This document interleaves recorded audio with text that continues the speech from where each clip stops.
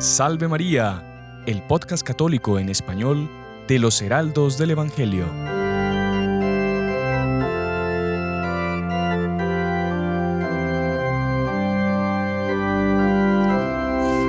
Muy estimados amigos que nos acompañan por nuestro canal de YouTube y por las otras plataformas por las que sale nuestro programa. Sean bienvenidos una semana más a Salve María con los Heraldos del Evangelio.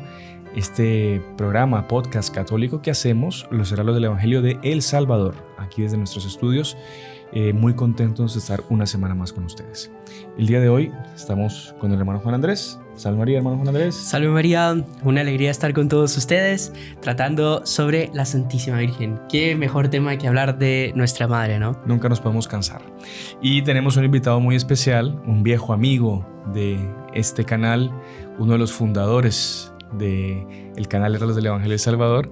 A quien le debemos mucho, alias. Sí, vamos a ver cuándo le pagamos. Pero le debemos mucho y estamos muy contentos de que nos pueda acompañar el día de hoy en este programa tan especial, que es el hermano Roberto Castillo. Salve María, hermano Roberto. Salve María, muchas gracias hermano Sebastián, hermano Juan Andrés y a todos los que nos acompañan por este medio. Realmente es una alegría estar nuevamente por acá, ¿verdad? Ya hasta ni me acordaba cómo era el estudio, ¿verdad? Pero es una alegría poder estarles acompañando y, como decía el hermano Juan Andrés, pues tratando de un tema tan especial como no puede dejar de ser nuestra madre, y nuestra madre en la advocación de Guadalupe.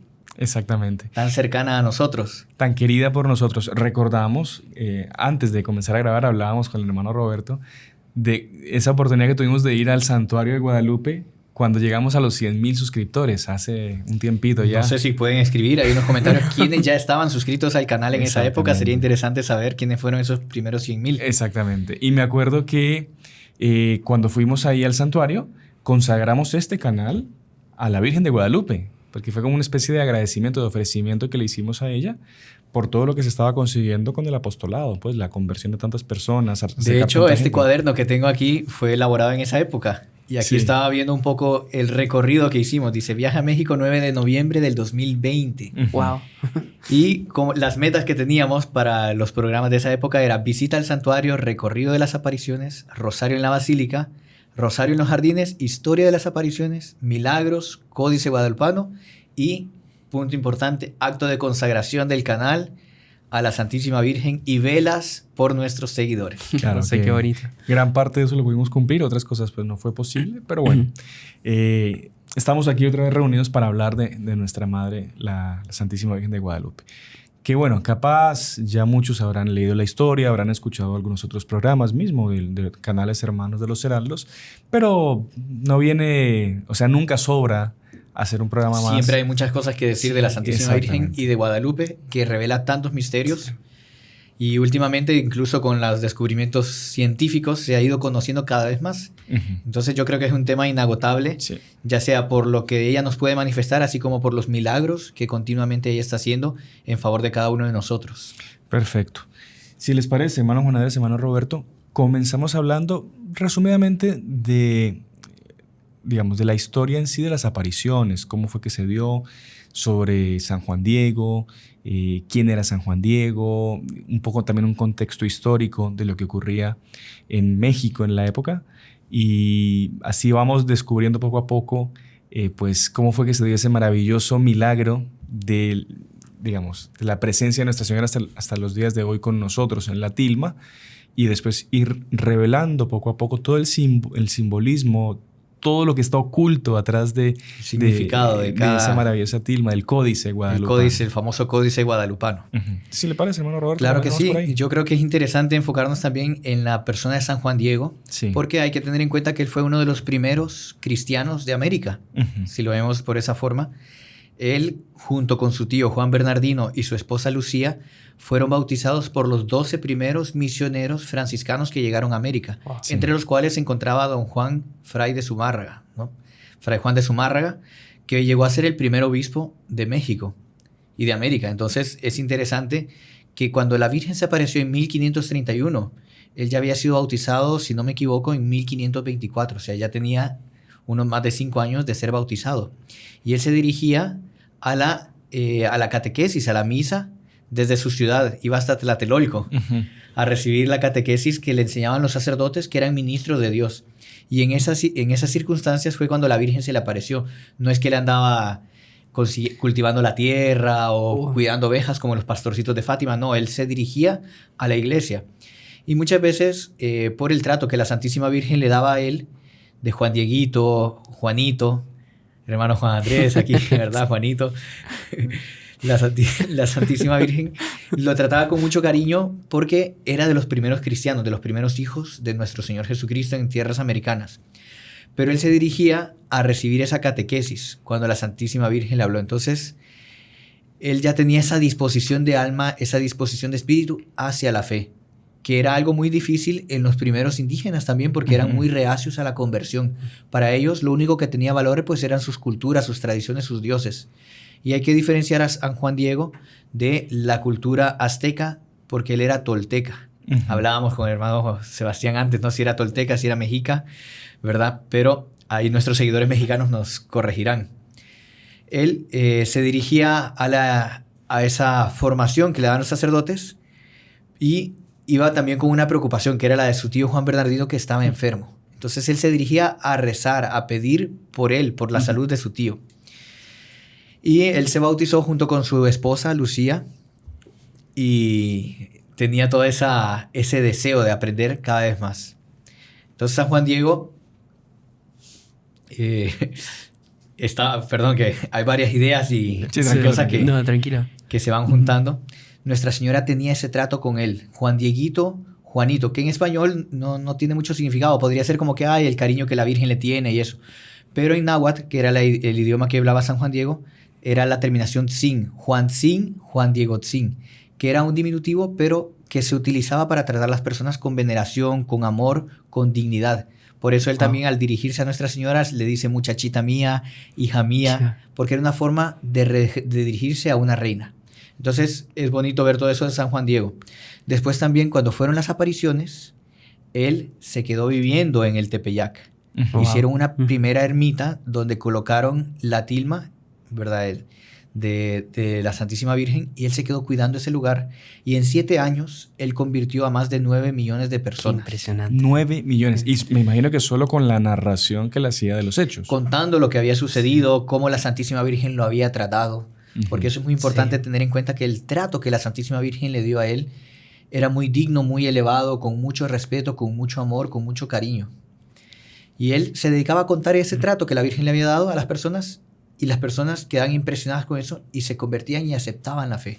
Qué bárbaro. Pero si usted me permite un paréntesis, hermano Roberto, para dejar claro algo. Nosotros tenemos acceso a la historia. Fue justamente gracias a esas narraciones que el propio San Juan Diego hacía y que fueron recopiladas por Don Antonio Valeriano, sí, que también era un indígena que era súper culto, ¿no? Era muy culto. Él hablaba náhuatl, hablaba español a la perfección y hablaba latín. Y él es el que escribe el famoso Nican Mopowa. Exactamente. O sea, ¿qué es lo que quiere decir? Nican Mopowa es prácticamente las 2 primeras letras de cómo empieza la narración, que significa aquí se narra o aquí se cuenta, ¿verdad?, la historia de Guadalupe. Ya. Entonces don Antonio Valeriano, él conoció personalmente a San Juan Diego y él escuchó de boca de San Juan Diego la narración de cómo habían sido los hechos. No sé si me permite, hermano, interesantísimo y lindísimo sobre todo, el cómo lo que más le impactaba a ellos era el trato que había tenido la Santísima Virgen con él, ¿no? Uno ve que, bueno, la Santísima Virgen, reina del universo, ella podría, digamos, aparecer de cualquier manera, ¿no? O sea, hablar y tratar de cualquier manera, pero no. Ella trata con suma dignidad, con sumo cariño, con suma estima, y tanto así que los derrite a todos. Y eso fue lo que los convirtió.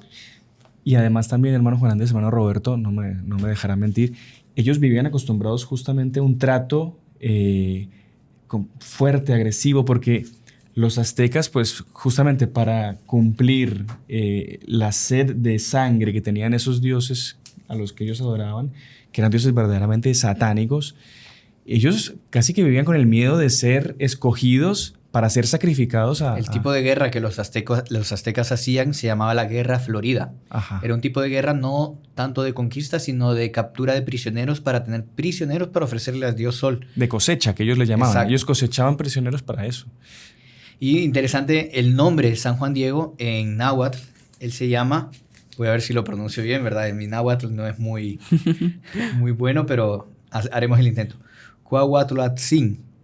Y significa el que habla como águila. Wow. Porque él quizás tenía esa misión. O sea, de hecho, él tenía esa misión de transmitir lo que la Santísima Virgen había hecho por él y por el pueblo mexicano y por toda América Latina y todos los que somos sus hijos. Hablando de eso, antes de continuar, tengo aquí los diferentes aprobaciones que los papas han ido dando a lo largo de la historia. Qué bonito. Y cómo la han ido resaltando la aparición de Nuestra Señora de Guadalupe. La primera indulgencia plenaria en rezarle a Nuestra Señora de Guadalupe fue dada por Urbano VIII en el año de 1644. Ya en 1754, el 12 de diciembre, es nombrada patrona de México. Desde 1754. En 1895, León XIII le concede la coronación pontificia. En 1910, San Pío X, el 24 de agosto, la nombra patrona de América Latina. Y Pío XI, de todas las Américas, la nombró patrona. Ya Pío XII, en 1945, la nombró emperatriz de América. Y Juan Pablo II canonizó a San Juan Diego. Pero interesante también ver que en la cultura indígena, San Juan Diego se quedó viviendo en los alrededores del Tepeyac, contándole a las personas todo lo que la Virgen había hecho con ellos, y se dedicaba a cuidar el templo, a barrer, a limpiar, pero uno diría, y hacer los oficios más humildes y todo. Es curioso que en la cultura indígena sucede lo siguiente. Por ejemplo, ahora que no me han visto por el canal es porque estoy en Guatemala de misionero, y ahí nos contaban que en los pueblos indígenas, una vez al año, se hace el sorteo de la familia que va a estar encargada de cuidar el templo del pueblo, entre los pueblos indígenas. Y esta familia, durante todo ese año que se sortea, la persona que va a tener esa honra de limpiar el templo, la señora pues tiene que lavar los manteles del altar, estar pendiente de todos los copones, del cáliz, y el señor pues de las reparaciones de la iglesia y tener todo en orden. Esa familia durante todo ese año no pueden hacer trabajos del campo, no pueden cultivar su tierra. La señora, si tiene hijos, si tiene familia, no puede cocinar en su casa, no puede hacer trabajos del hogar. Tienen que otras familias llegar y hacerles el trabajo del hogar, cultivarles el campo al Señor. ¿Por qué? Porque ellos están dedicados durante ese año al servicio de Dios, al templo. Entonces es algo tan dignificante, ¿verdad? Servir a Dios, servir al templo, que es lo que San Juan Diego hizo. Él se fue a vivir a ese templo y se dedicaba a servir a Nuestra Señora teniendo en orden en la pequeña iglesia que habían construido. Entonces es muy bonito saber eso, ¿no? Que él tenía esa misión de comunicar a los demás por ser el que habla como águila, de transmitir a los demás todo eso. Sabe que hablando de eso, el que habla como águila, justamente San Juan Evangelista es conocido, tiene como símbolo el águila. Por el águila. Exactamente. Y justamente él representa también esa devoción a Nuestra Señora, ese amor, esa consagración a Nuestra Señora, ¿no? Vean las palabras. Un poquito, no vamos a leer todo el Nicamo Powa porque es un texto muy extenso. O sea, digamos, no es tan extenso, o sea, es extenso relato, como para sí, leerlo en un podcast, pero yo recomiendo a las personas que lo busquen en internet, se consigue un PDF súper fácil y es súper interesante. O sea, está la historia narrada por propio San Juan Diego. Y lo que comentaba usted, el relacionamiento, el convivio, la convivencia que tiene la Virgen con San Juan Diego es algo de emocionar. Entonces es muy recomendable. Hemos seleccionado aquí unos trechos, ¿no? Solo para que la audiencia pues sienta, ¿verdad? El sabor de cómo era ese trato entre la Santísima Virgen y San Juan Diego. Dice que cuando la vio, cayó de rodillas delante de ella. Ella le dice: escucha, hijo mío, el menor, Juanito, ¿a dónde te diriges? Y él le responde: mi señora, reina, muchachita mía, allá llegaré, a tu casita de México, a Tlatelolco, a seguir las cosas de Dios, que nos enseñan quiénes son las imágenes de nuestro Señor, nuestros sacerdotes. Qué interesante, qué bonito, qué profundidad, ¿no? La Virgen le responde: sábelo, ten por cierto, hijo mío, el más pequeño. Pongan atención en estas palabras porque para los indígenas tienen mucho significado en náhuatl propiamente. Sábelo, ten por cierto, hijo mío, el más pequeño, que yo soy la perfecta, siempre Virgen Santa María, Madre del verdaderosísimo Dios por quien se vive, el creador de las personas, el dueño de la cercanía y de la inmediación, el dueño del cielo, el dueño de la tierra. Mucho quiero, mucho deseo que aquí me levanten mi casita sagrada. Todas estas palabras que acabamos de leer eran dioses que ya existían entre la cultura azteca, y vean lo que significa en náhuatl. Ometeotl, ¿verdad? Que significa Dios papá y Dios mamá. Era el más fuerte y principal aspecto de Dios. Son palabras que en náhuatl están utilizadas por la Santísima Virgen. Inhuelneli Teotl, Dios de la gran verdad. Impalnemowani, aquel por quien vivimos. Inteoyocani, creador de las personas. Intloque Nahuaque, dueño de lo que está cerca y junto. Inhuilcagua Intlaltipaque, Señor del cielo y de la tierra. O sea, son términos que la Santísima Virgen usa, que ellos ya tenían relacionados a sus dioses, pero la Virgen se describe con esos términos. Qué interesante. O sea, Dios de la cercanía, yo soy la madre de Dios. En el fondo está diciendo todo eso. Y no solo por sus palabras, sino aquí yo creo que vamos entrando un poco en el aspecto visual que la Santísima Virgen quiso dejar estampado en su tilma, que es lo que llamamos nosotros el famoso Códice Guadalupano, que es sin decir ni una sola palabra, por solo ver la tilma, la imagen de la Virgen de Guadalupe, ya San Juan Diego y los otros indígenas captaban el mensaje que la Santísima Virgen les quería dar. Ahora, hermano Roberto, solo para no perder un poco el hilo, digamos, de la historia. Se da esa aparición, la Santísima Virgen se presenta con todas esas, esos nombres y le pide que vaya a ver al obispo. Es eso, ¿no? A Fray Juan de Zumárraga. ¿Para qué? Para que le pida que le construya la casita. Su casita. Su casita. Y ahí, bueno, San Juan Diego se dirige a visitar al obispo, ¿no? Que estaba pues en el palacio episcopal.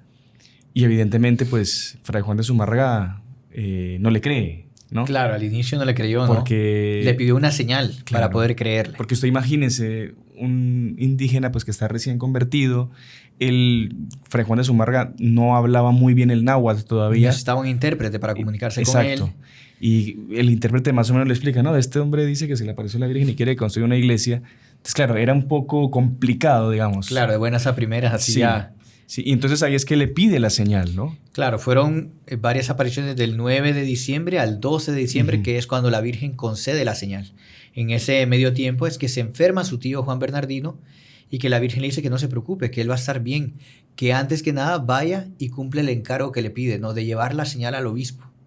Y lo manda a subir al cerro del Tepeyac, que es donde está lleno de flores de rosas de Castilla, que por el tiempo pues no era época de flores. No, y que era una flor que no era común en la zona. No era común y que ahí era una zona súper árida, ¿no? No eran que... Y es interesante... tipo de plantas que habían ahí, eran cosas muy... nada que ver con flores. Es interesante, claro, el pobre San Juan Diego, pues él decía que él no era capaz de esa misión y él iba y lo rebotaba donde el obispo. Que escogiera otro, ¿no? Sí, y es interesante que, por lo que me acuerdo que leí, que incluso cuando el obispo lo manda a que le trajera una señal de la señora que lo mandaba, el obispo manda a 2 personas a que lo sigan, a que lo persigan a San Juan Diego. Solo que San Juan Diego era, a pesar de tener 57 años, era súper ágil y conocía perfectamente todos los recovecos. Y estos hombres que van detrás de San Juan Diego lo pierden de vista. Y como que quedan enojados con él y van a hablarle al obispo mal de San Juan Diego, que es un mentiroso, que no es un embustero, que no le da caso. Entonces el pobre San Juan Diego... Claro, menos crédito. Menos crédito tiene, claro. Y ahí es que se le aparece la Virgen nuevamente y le dice que vaya a agarrar las rosas. Y que es interesante que él viene con las rosas delante de la Virgen. Y la Virgen le bendice las rosas. Le bendice las rosas y la Virgen se las organiza, se las pone en el propio ayate, ¿no? Le va poniendo como que organizándose las rosas. Es súper bonito eso. Imagínese que no se las enseña a nadie a no ser al obispo. Exactamente. Y todavía él va a la casa del obispo y está con la tilma, ¿no? Doblada, y la gente tratando de ver qué tiene ahí, él no se las enseñaba y casi que lo agrede, ¿no? Ajá. Y ahí, bueno, el obispo se da cuenta y lo hace entrar, pero casi después de varias horas que habían pasado. No, él se planta en la puerta del palacio y le dice, no, hasta que el obispo no me atienda, yo no me voy de acá. Y la persona que escribía le decía, yo estoy seguro que él estaba dispuesto a morir, pero él no iba a mostrarle lo que llevaba adentro, lo que llevaba, solo al obispo. Muy, muy bonito, muy interesante, ¿no? También el lado simbólico de ser rosas, ¿no? Que la Santísima Virgen haya escogido rosas. El rosario, ¿no? O sea, exactamente, y no solo eso, es la reina de las flores también. Sí, claro. Es un símbolo perfecto. La flor que más representa a la Santísima Virgen, ¿no? Exacto. La rosa mística, ¿no? Exactamente. La rosa mística. Y bueno, ahí deja ella esa muestra al obispo de que realmente era ella. Y cuando el obispo ve, pues no cabe la mayor duda porque no es algo de creación humana. Es algo tan perfecto que hasta hoy en día es de estudios, ¿no?, científicos y que haya durado tanto tiempo también es una prueba de la autenticidad. Porque la tilma, el ayate, era hecho de isotl, ¿verdad? Una fibra vegetal que a los 50 años pues se deshacía. Ya vamos a cumplir 500 años. Qué bárbaro. En 1531 del 2031. Entonces ya se va a celebrar los 500 años de las apariciones. Pero la Virgen quería mostrar a través de su imagen, de su figura, muchas cosas. Y es interesante ver el rostro de la Santísima Virgen. No sé si da para ver aquí, se alcanza a ver ahí nuestros seguidores, pero bueno, la imagen de la Virgen de Guadalupe es tan conocida que todo el mundo la conoce. ¿Verdad? Que el rostro de la Santísima Virgen, nosotros podemos ver que tiene trazos finos de una joven de gran belleza, lleno de ternura, de compasión, de misericordia, de consuelo y amor, y se inclina en signo de humildad y disposición a escuchar nuestras súplicas. Parte de lo que la Santísima Virgen dice en el Nican Mopowa es que esa casita sagrada es para escuchar las súplicas de sus hijos, que desahoguen el llanto de sus aflicciones delante de ella, porque ella está ahí para consolarlos, para ayudarnos. Entonces, la imagen de ella no es erguida completamente, sino que está inclinada como una madre que está escuchando a sus hijos. Y sabe que tiene una curiosidad también, que justo en el medio de la tilma pasa la costura. Y si la Virgen no hubiese inclinado la cabeza, la costura pasaría justo frente a su cara. Entonces tiene ese... Deformaría. O sea, exactamente. Como que... es tan perfecta que hasta esa inclinación que la Virgen quiso hacer... Yo llegué a escuchar incluso que la inclinación es igual a la inclinación de la Tierra. Exactamente. O sea, tiene un montón de la inclinación de la cabeza coincide con la inclinación de la Tierra. Y los indios se decían, es importante esta mujer porque se para frente al sol, pisa la luna y se viste con las estrellas. Pero su rostro nos dice que hay alguien mayor que ella porque está inclinada en símbolo de respeto. O sea, no era una diosa, pero era muy importante porque cubría el sol, que hay que tener en cuenta que el dios principal de los aztecas era el dios sol. Nadie podía ponerse delante del sol. Y esta mujer se paraba delante del sol, se pisaba la luna y se cubría con un manto de estrellas. Muy interesante. O sea, que quiere decir que ella estaba por encima de todas esas deidades, evidentemente. Claro, que es todos los astros y todo lo que ellos adoraban. Los ojos, bueno, ya los ojos daría para hacer otro podcast solo sobre eso. Sobre los ojos de la Santísima Virgen, con todos los estudios científicos que se han llevado a cabo hoy en día. Manifiesta misericordia y compasión, sus ojos tienen reflejo, como cualquier ojo humano. Y en estudios más recientes se han podido descubrir imágenes de personas. Eso es lo que nos referimos, ¿no? Que se han visto por las leyes de la óptica, análisis de los ojos de la Santísima Virgen, y se ve reflejado en los ojos de ella las personas que estaban cuando San Juan Diego mostró la tilma al obispo Fray Zumárraga. Han conseguido reconocer a las personas, sí, ¿no? Al obispo, a los ayudantes que estaban en el momento. Las manos también, que, mejor la veo aquí porque para ir describiéndola, en posición de oración, de actitud de oración, con las manos juntas sobre su corazón. Hay unas personas que también dicen que como que la Virgen trae un regalo, porque los indígenas cuando traían algo como que lo traían entre las manos y se lo daban a la persona. Qué bonito. Entonces, ¿cuál es el regalo que ella nos trae? ¿Cuál es el regalo que María trajo al mundo? Pues nada más y nada menos que nuestro Señor Jesucristo. Y otro detalle interesante, hermano Ro, antes de que nos olvidemos, porque esto vale la pena contarlo. En la cultura de los indígenas, cuando usted mandaba flores, simbolizaba de que usted estaba como que haciendo un juramento de que lo que usted estaba diciendo era verdad. Entonces, incluso decían que cuando una tribu quería declararle la guerra a otra, le mandaba flores. Una especie de mensajero, mire, le declaramos la guerra, papá, y le da un ramo de flores. No era porque quería agradarlo, sino que era una forma de decir que de verdad te vamos a atacar y prepárate. Entonces, o sea, a la Virgen queriendo mandar flores, como que juraba de que lo que estaba diciendo San Juan Diego era verdadero. Es muy, muy interesante. Qué bonito, muy bonito. Impresionante. Así es. Sí, o sea, es la Virgen cumpliendo su palabra, pero lo interesante de todo eso es comunicándose con un lenguaje que ellos eran capaces de captar. Para los españoles capaz no decía nada, todo lo que ellos veían. Veían, claro, muy bonita la imagen, pero claro, un indígena veía lo que explicaba y ya entendía perfectamente. Qué interesante. Hay varios códices en las culturas indígenas, ¿no? Entonces, hay muchas imágenes que ellos utilizaban como códices, ya para transmitir un mensaje verdadero. Y eso de las manos, pues muy interesante, esa actitud de oración con las manos juntas sobre su corazón. O sea, el regalo que ella trae sale de su corazón. Porque recordemos que a lo largo de la historia, ¿no? A lo largo de los siglos, los profetas anhelaron la venida del Mesías. Ajá. Anhelaron la venida de nuestro Señor, del Redentor de Israel. ¿Cuántos santos no vieron en el Antiguo Testamento que pedían a Dios que viniera un Redentor? Y Dios se hacía oídos sordos. Pero fue del corazón de María Santísima que ella lo pidió. Pidió ser la esclava de la Madre del Señor. Y eso fue lo que atrajo a Dios a la tierra. O sea, ella es la que trajo a nuestro Señor Jesucristo por sus súplicas, por su humildad, por su pureza, trajo a Dios a la tierra. O sea, y es trayendo a esta nueva tierra que acaba de ser descubierta, América, porque había sido descubierta en 1492, solo que la pacificación de México fue en 1521 o 22, que acabó la guerra. Entonces, una vez acabada la guerra, la Virgen traía la verdadera paz. Qué bonito. Que era nuestro Señor Jesucristo. Qué bonito. Y era ese presente, ese regalo que era nuestra salvación justamente para este la paz continente. verdadera, que es la paz de la fe, de la religión, de la conciencia tranquila, ¿no? De los mandamientos.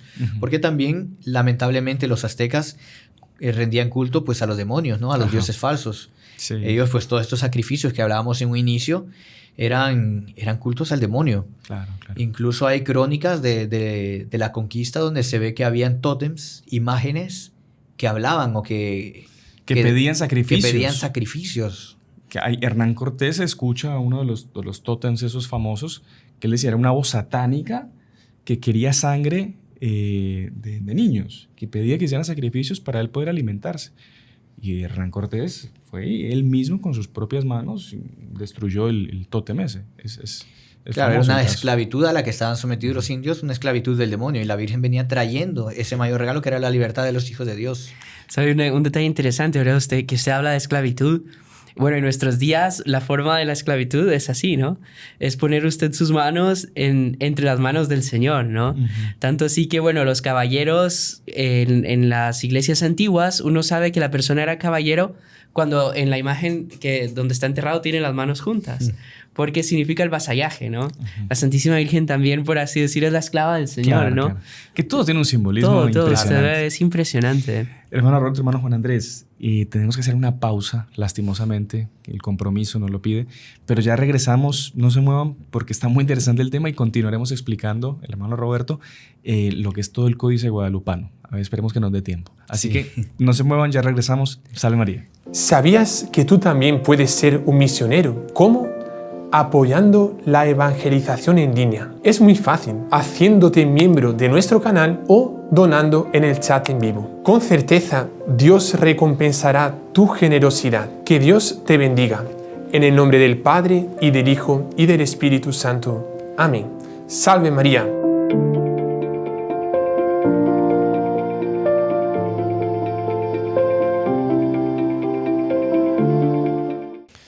Continuamos con la segunda parte de nuestro programa Salve María con los heraldos del Evangelio de El Salvador. Y hoy estamos hablando de Nuestra Señora de Guadalupe, la emperatriz de América. Ya hemos visto en la primera parte un poco la historia de las apariciones, de cómo fue que se dio el milagro de la tilma. Y el hermano Roberto nos estaba explicando todo el simbolismo que está, digamos, a la vista de la imagen de Nuestra Señora, que para las culturas indígenas era todo muy claro cuando lo veían a primera vista, pero para nosotros pues tiene un montón de misterios que estamos tratando de descubrir hoy con el hermano Roberto. Lo que se llama el Códice Guadalupano, ¿no? Exactamente, nos habíamos quedado viendo las manos. Vamos a ver lo que sigue debajo de las manos, que es la cinta oscura. Es una cinta oscura símbolo de la maternidad. Normalmente pues aquí en América decimos que cuando una mujer está embarazada decimos que está encinta. Encinta, sí. Porque los indígenas tenían la costumbre de que la mujer que estaba encinta se colocaba una cinta negra, símbolo de la maternidad, de lo que está esperando. Y eso tiene relación, tal vez vamos a verlo un poco, con el cabello de la Santísima Virgen. Que en la sociedad indígena, cuando la mujer era casada, se hacía un trenzado, un peinado especial que consistía en hacerse unas trenzas, correspondía a la mujer casada. Pero a la doncella, a las vírgenes, era el cabello liso, cayendo sobre los hombros, ¿no? O sea, bien partido a la mitad, como lo vemos en la Santísima Virgen. Sin tenerlo cogido, digamos. Era símbolo de la virginidad. Entonces, el cabello suelto era una mujer virgen. Y aquí vemos para los indígenas lo que significaba eso, porque veían la imagen de la Virgen y decían, es una mujer, una joven virgen, pero está encinta. Entonces es virgen, pero es madre. Qué bonito. Entonces ya era un misterio que se les revelaba a ellos. No, y ellos, claro, comprendían también a través de eso mucho de lo que los sacerdotes les explicaban al respecto de la Virgen. Claro. Porque era como una virgen que es madre de Dios, que fue concibió por gracia del Espíritu Santo. Pero claro, difícil de entender, pero claro, ellos viendo esto ya como que relacionaban también. Y veían que no era una persona cualquiera porque estaba parada delante del sol, como ya dijimos, sobre la luna, cubierta de las estrellas. Entonces sí era una persona poderosa, entre comillas, que podría ser virgen y madre a la vez. Porque una vez que está tapando el sol, parada sobre las estrellas, se les hacía más fácil de explicar, de comprender a ellos. Vemos las flores que también la Santísima Virgen tiene. Para los españoles que veían la imagen simplemente eran como arabescos, le llamaban ellos, o sea, detalles. Dibujos, detalles, tal. Pero para los indígenas eran muchos símbolos, esas figuras que si ustedes se dan cuenta no siguen los pliegues de la túnica. Están como que sobrepuestos, pero no tienen los dobleces propios de la túnica rosada, lilá que la Santísima Virgen tiene. ¿Y qué pasa? Estas flores, estos dibujos todos nacen del manto de la Virgen. Ninguno nace en la túnica propiamente. O sea, quiere decir que tienen su raíz en el cielo, porque el manto de la Virgen simboliza el cielo. Es donde están las estrellas, por la tonalidad que tiene. Entonces, sale del manto estrellado de Nuestra Señora. Tienen forma de flores y ríos, lo que para los indígenas significa civilización. Por lo tanto, una civilización, pero que tiene su raíz ¿dónde? En el cielo. Entonces, qué bonito. Todo ese mensaje es impresionante, porque ellos estaban acostumbrados a la violencia, a unas guerras y todo eso, pero la Virgen trae esa civilización celestial. Lo que pedimos en el Padre Nuestro, hágase tu voluntad, así en la tierra como en el cielo. Venga a nosotros tu reino. Y es lo que nosotros pedimos, que también tiene que ver con el mensaje de Fátima. Por fin mi Inmaculado Corazón triunfará. O sea, es hacer esa civilización celestial aquí en la tierra. No, y qué bonito eso, porque si usted se da cuenta, la Santísima Virgen une el cielo con la tierra. Porque si el manto simboliza el cielo y la túnica la tierra, y ella tiene las dos, vemos que es justamente la profecía de su reino, el reino de María, que es la unión del cielo con la tierra. No, y es interesante, no sé si usted logra ver también, que, bueno, se lo voy a comentar, el angelito que está abajo, en una mano tiene la túnica y en otra mano tiene el manto. Entonces, como que está uniendo los dos también, el cielo y la tierra. Del manto, o sea, eso es súper interesante. Es un azul verdoso que la cubre de pies a cabeza, símbolo de que es una emperatriz. Solo el emperador podía usar este manto. Wow. O sea, Moctezuma era el único autorizado a usar manto, ¿no? De ese color. De ese color, así verdoso. Y la Santísima Virgen, pues, se cubre con ese manto.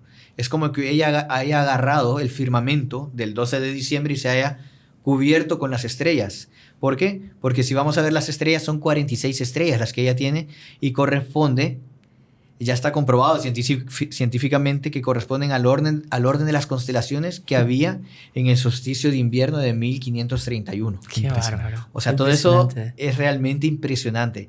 Es como para ver el dominio que la Santísima Virgen tiene sobre la creación, porque es una reina. Recordamos el quinto misterio glorioso. Sí. Nuestra Señora fue coronada como reina y madre de todo lo creado. O sea, toda la creación está puesta en las manos de la Santísima Virgen. Ella se puede cubrir con ella, con la creación entera. Y corresponde al cielo que había cuando fueron las apariciones.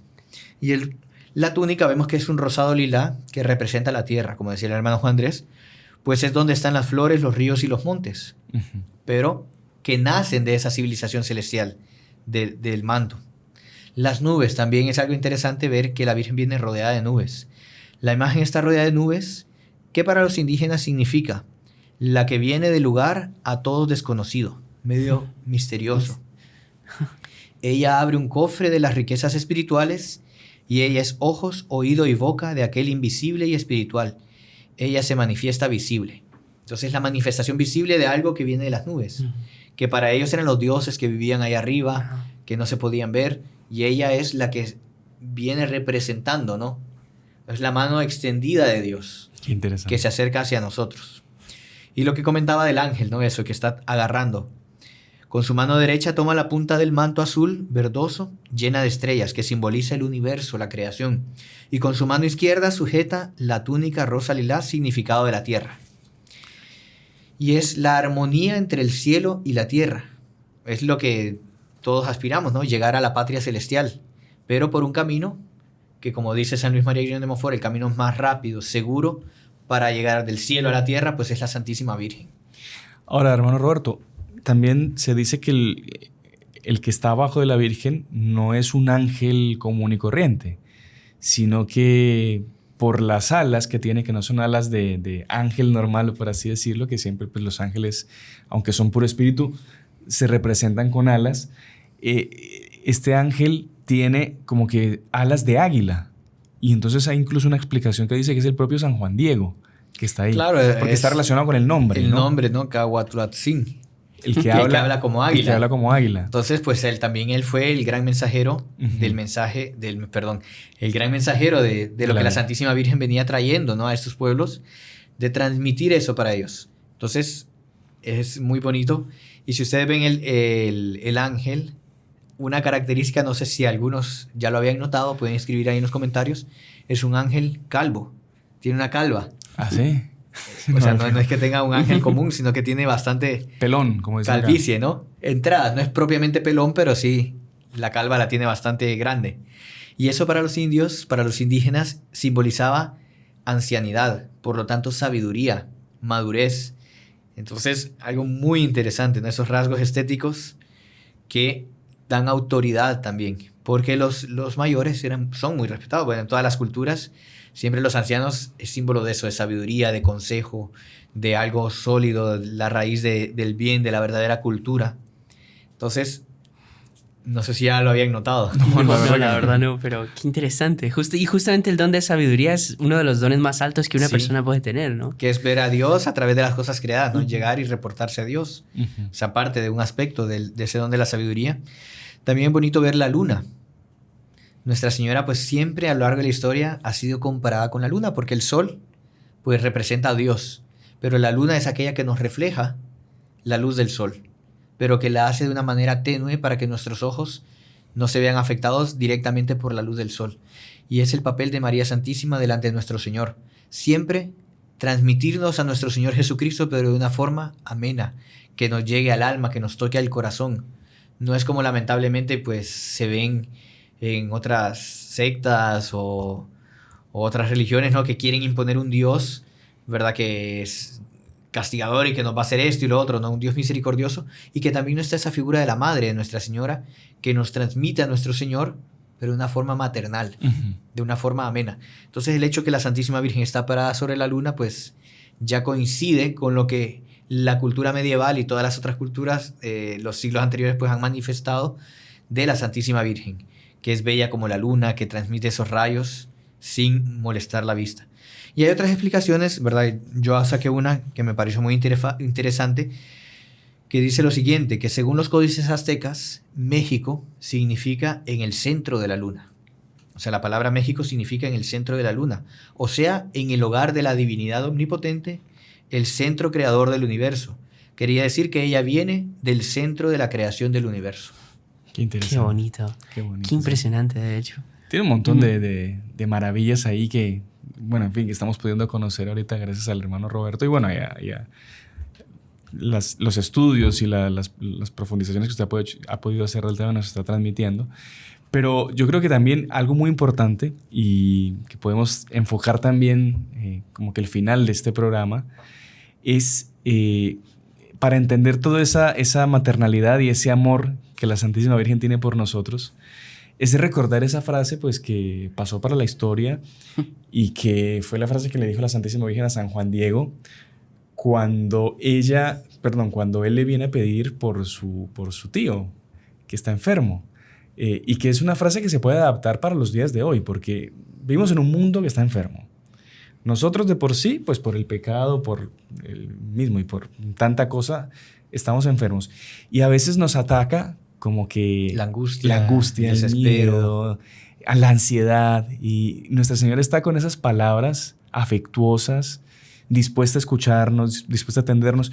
Que es lo que bien decía usted, que era Lo que ella quería era tener un lugar para que la gente pudiese llegar a descargarse con ella. Abrirse con ella, ¿no? Sí. Como se dice hoy en día, ¿no? Sí. Entonces, si quieren las leemos, sí, claro. las comentamos y quizá pues ya que esto sirva como una especie de cierre. No sé si tiene algo más. Hay dos aspectos que todavía no hemos visto. No sé si quiere... No, pero si usted... Perdón, es que pensé que ya había terminado. No, perdón. solo quedaron dos puntos Dele, que vale son la muy pena. interesantes y que no me gustaría dejarlos pasar, que es la flor de 4 pétalos. Ajá. Esa flor pequeñita es casi que imperceptible así a primera vista, pero nosotros la vamos a ver entre la cinta, abajo de la cinta negra. Y esa flor de 4 pétalos es una flor que se llama Nahui Ojin y significa el verdaderosísimo Dios por quien se vive. A través de ahí, los indígenas captaban que era la madre de Dios. El Nahui Ojin, esa flor, representaba al verdaderosísimo Dios por quien se vive. Y era el símbolo de ese Dios. Y el hecho que ella estuviera encinta y que lo tuviera en su vientre, significaba que esa era una virgen y era madre ¿de quién? De Nahui Ojin, o sea, del verdaderosísimo Dios por quien se vive. Y si vemos, la virgen tiene en el cuello un broche. Y ese broche, la mayoría de los ídolos lo tenían. Se acostumbraba a ponerlo un óvalo o un broche de alguna piedra preciosa, pulida, donde los indios se veían reflejados. Entonces, a los tótems, a las imágenes que ellos hacían, les ponían una piedra preciosa y cuando le iban a rezar a ese Dios, ¿verdad?, entre comillas, ellos se veían reflejados y simbolizaba el corazón del Dios. Entonces, como que ellos estaban dentro, reflejados en el corazón de ese Dios. Solo que si nosotros observamos el broche de la Santísima Virgen, ¿qué es lo que refleja? Una cruz. O sea, el corazón de María, lo que lo identifica y lo que lo hace como tal es la cruz. El sufrimiento es nuestro Señor clavado en la cruz. Eso es el corazón de ella que está traspasado también por una lanza de dolor. Qué bonito. Qué impresionante. Entonces, habrían otros aspectos, ¿verdad?, que podríamos resaltar, pero yo creo que por el tiempo, pues sí, estamos un poco apretados. Lastimosamente, siempre es nuestro peor enemigo el tiempo. Pero bueno, si les parece entonces, como que pongámonos nosotros en el lugar y también toda la gente que nos ve y que nos escucha, en la posición de San Juan Diego, ¿no? De que está delante de la Santísima Virgen. Su tío está por morir. Claro. Y él necesita pues ese favor de la Santísima Virgen. La Virgen tiene una misión para él, igual que para cada uno de nosotros, ¿no? Y nosotros pues tenemos eso que a veces nos impide cumplir esa misión que la Virgen tiene para cada uno de nosotros. Los afanes del día a día, Exacto. ¿no? Exactamente. Y la Santísima Virgen pues nos quiere hablar a cada uno de nosotros. Veamos esto como si fuese, porque en realidad lo es, para cada uno de nosotros, ¿no? Entonces lo leo textual para no contaminar el relato, ¿no? Pero dice así la Santísima Virgen.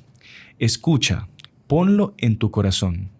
Hijo mío, el menor, que no es nada lo que te espantó, lo que te afligió, que no se perturbe tu rostro, tu corazón.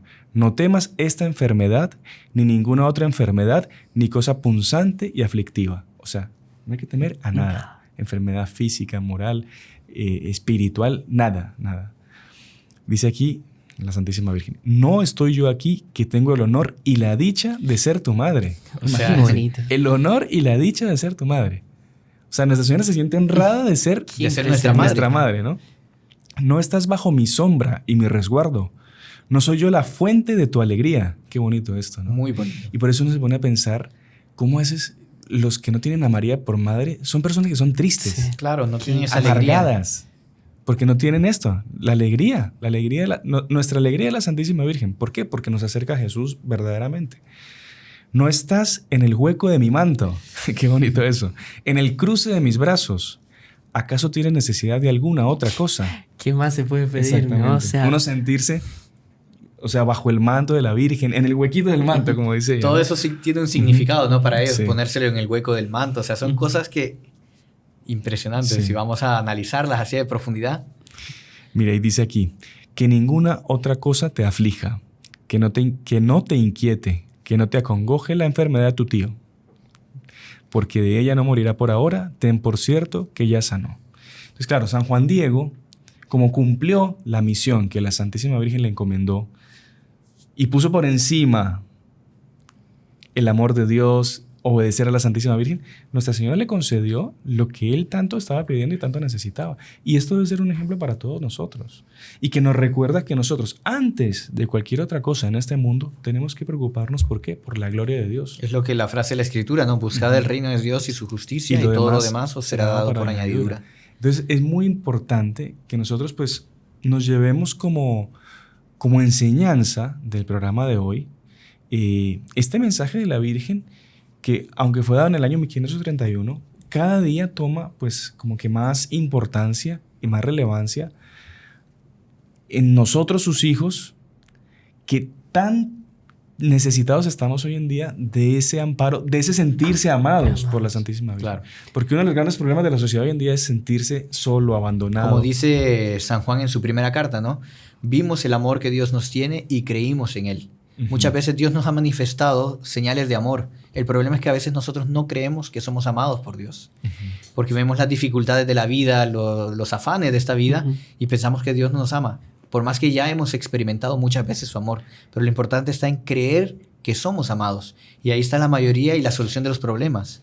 Sabe que una cosa interesante también es de que podemos, o sea, nos puede rechazar cualquiera, todo el mundo entero nos puede rechazar, pero va a haber un lugar donde siempre vamos a ser bien acogidos y es el corazón de la Santísima Virgen, ¿no? Sabe que también Monseñor Juan, nuestro fundador, él, para explicar un poco la devoción a la Virgen, ¿qué es la devoción a la Virgen? Él daba la siguiente metáfora. Yo puedo venir aquí y preguntarles si ustedes ya probaron el mangostán.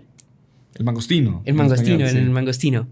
Bueno, el mangostino, yo puedo venir y explicarles. Bueno, es una fruta que tiene el sabor de la cereza, el sabor de la miel, es blanco por dentro, oscuro por fuera, pero si ustedes pueden entender todo lo que yo les diga, pero si ustedes nunca lo probaron. En la práctica. No van a... No se puede hacer idea verdadera. Exactamente. Y pasa algo así con la Santísima Virgen. Cuando una persona pasa por una dificultad, pasa por una situación tremenda y donde esa persona se abre con la Santísima Virgen y siente ese cariño de la Santísima Virgen, ahí es propiamente donde se puede decir que la devoción a la Santísima Virgen en esa persona nació. Claro, a todos nosotros nos enseñaron desde pequeños a tener esa devoción a la Santísima Virgen. Pero a partir del momento en que la sentimos y la experimentamos en nuestra vida, nosotros podemos decir que ya somos devotos de la Santísima Virgen. Monseñor Juan contaba pues varios hechos donde él sintió, digamos... Se sintió amado por la Santísima Virgen. Sí. Y experimentó en sí ese amor de la Santísima Virgen. Bueno, el abrazo, ¿no? Que él experimentó. O sea, él se sintió abrazado por Nuestra Señora y era una gracia que él nunca había tenido en su vida de sentirse físicamente abrazado por María Santísima.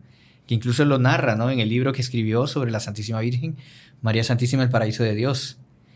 Y es una gracia pues que él desea para todos, ¿no? De que ese abrazo sea extensivo a toda la humanidad, a todos nosotros. Qué bonita. Y bueno, yo creo que el Reino de María no va a ser otra cosa sino un gran abrazo de Nuestra Señora a los hombres. Un abrazo constante de Nuestra Señora a la humanidad, sí. Para los hijos. Ese sentirse abrazados, ¿no? Usted ve que todos los hombres, independientemente cuando hay un peligro, lo primero que dicen es mamá. O sea, un soldado puede estar allá en el frente, está herido, lo primero, mamá, ¿no? Y es ese mamá, la Santísima Virgen, el sentirse abrazados por ella, que eso es lo que cura todo, ¿no? Es impresionante. Bueno, yo creo que pues yo creo que habría tanta cosa que decir. Solo lo último, si me permiten, no sé cómo estamos de tiempo. Pero... Puede, Manuel, por favor.